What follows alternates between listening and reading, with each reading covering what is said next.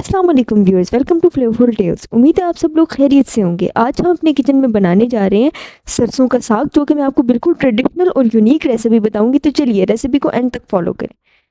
इसको सबसे पहले हमने ले लिया है 3 गड्डियाँ साग की, सरसों के साग की। साग हमने गंदल का लिए ज़्यादातर, और इस साग को हमने काट लेना है।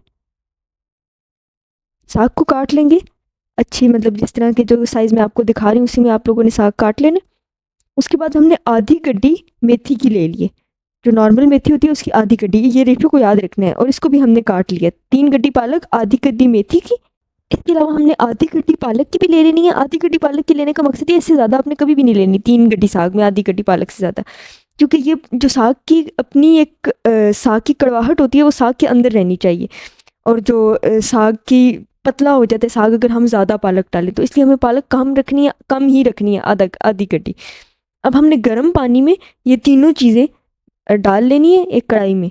साग, मेथी और पालक, ये तीनों चीज़ें अब हमें गर्म पानी में डाल लेनी है। और रेशो आपने लाजमी याद रखनी है। ये ना हो कि आप पालक ऊपर नीचे कर दें और फिर साग का वैसा जायका ना रहे। साग का वैसा जायका रहने के लिए पालक का हमने सिर्फ टेस्ट के लिए डालनी है आधी गड्डी।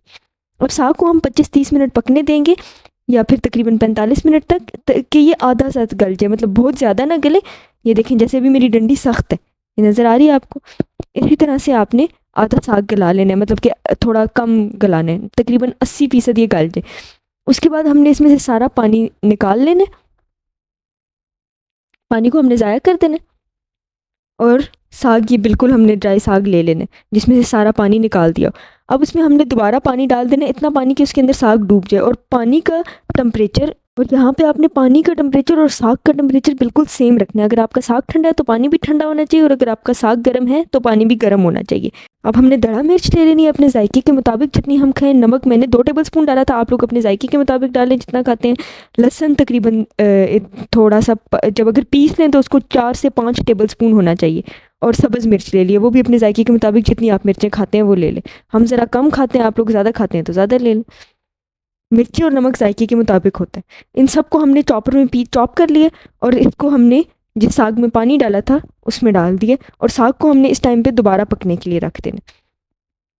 साग को जब दोबारा पकने के लिए रखेंगे तो इसमें अच्छे तरीके से मसाले मिक्स करके इसको पकने के लिए रखेंगे। और इसको साथ साथ ये जो साग मलने वाली चीज़ होती है, इसको मदानी कहते हैं, इससे हमने मल लेना। इससे हमने अच्छे तरीके से साग मल लेना। और इसको दोबारा हमने पकने देना है। तकरीबन यहाँ पे 20-25-30 मिनट पकेगा साग। अब हमने इसमें 1 कप दही डाल देना सारे साग में। अगर दही के अलावा आपके पास खट्टी लस्सी है तो आप वो भी डाल सकते हैं। और दही यहाँ पे खट्टी होनी चाहिए थोड़ी सी।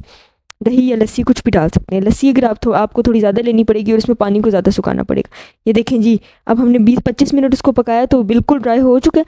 अब हमने 4-5 टेबलस्पून घी लेना है एक फ्राइंग पैन में, और उसको मेल्ट होने देना है वहाँ। और इसमें हमने लहसुन का पेस्ट डाल देना है, तकरीबन 1 टेबलस्पून। लहसुन को हमने गोल्डन ब्राउन होने देना है। ये देखिए लहसुन बिल्कुल इस कलर में आ जाए तो हमने जितना साग हमें ज़रूरत है, हमने वो साग इस लहसुन के अंदर डाल के साग को अच्छे तरीके से मिक्स कर लेना है। अब हमारा साग जो है ना वहाँ पे रेडी हो चुका है जितना हमें चाहिए। तो अब यहाँ पे आप सिर्फ उतना साग इस्तेमाल करें जितना आपको एट अ टाइम खाने के लिए ज़रूरत है। आप बाकी को फ्रीज़ कर सकते हैं। और जितना तड़के के लिए आपको ज़रूरत है आप उसको जिस टाइम पे ज़रूरत है उस टाइम तड़का लगाते, फ्रीज़ करके आप फ्रीज़र में 1 महीने तक भी रख सकते हैं, अगर आपके पास इस तरह से साग अवेलेबल नहीं है। अब ये ऊपर भी हमने देसी घी लगा लिए, और इस पर तड़का लगाते हुए भी हमने देसी घी लगाया। तो चलिए, अगर आपको रेसिपी पसंद आई तो चैनल को सब्सक्राइब करें। Thank you. अल्लाह हाफिज़।